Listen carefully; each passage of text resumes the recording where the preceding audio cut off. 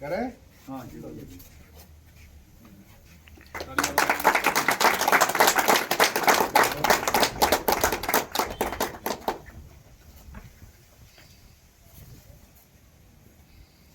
जसरोटिया जिंदाबाद, राजीव जसरोटिया जिंदाबाद। यहाँ एक सीएमओ आया। सीएमओ ने एक डिक्टेटर रूप अपनाया हुआ है और पिछले कई वर्षों से मैं देख रहा हूँ वो यहीं बैठा है and he is busy with all the bunglings. उसको सप्लाई से मतलब है, उसको जहाँ से माल मिले वहाँ से मतलब है, मगर ये जो कार्य है आज उसने डायरेक्शन दी है कि वो मेरे डिपार्टमेंट का कोई नहीं आएगा, कि हैंड ओवर टेक ओवर का कोई मसला है।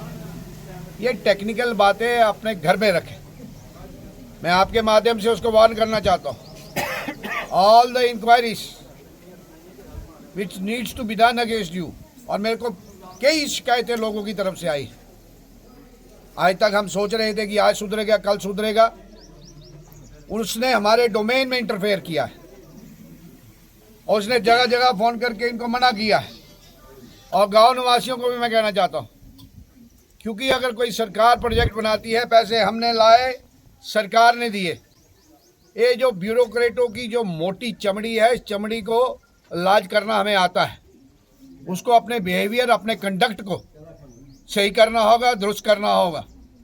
वो चाहता था कि मैं इसको डेडिकेट ना करूं, मैं लोगों का मन था नहीं आज आप आए हैं तो आज इसका हम उद्घाटन करेंगे, और विधिवत पूर्व हमने उद्घाटन किया। इसके आने या ना जाने से कोई फ़र्क नहीं पड़ता। जो भी इसका कंसर्न डिपार्टमेंट है, जो हायर अथॉरिटीज़ हैं, मैं चीफ मिनिस्टर साहब से बात करूंगा, हेल्थ मिनिस्टर साहब से बात करूंगा। He is nobody to dictate the terms. वो क्या सोचता है, वो मालिक हो गया इस इलाके का, वो लोगों को मना करेगा कि इधर नहीं आएगा। आपने देखा इनका जो डिपार्टमेंट, जो स्टाफ है जहाँ लगा हुआ है, वो भी उन्होंने भी बॉदर नहीं किया कि उठ के आ गए। अगर एमएलए आया है कि हम उठ के आएँ और कॉपरेट करें, हमने दरवाज़ा खोला है, हमने इंटरवीन किया है। वो क्या चाहता है, मैं लोगों को भी कहूँगा कि ऐसा अफसर यहाँ आता है उसको यहाँ बंद करना चाहिए। और बहुत ही उसने हमारे डोमेन में इंटरफेयर किया है, और जो मेरा राइट है, मेरा लीगल राइट है, उद्घाटन करना मेरा काम है। अगर हम पैसे लाते हैं, लोगों की सुविधा के लिए लाते हैं, लोगों को फैसिलिटेट करने के लिए हम ये सारी सुविधा करते हैं।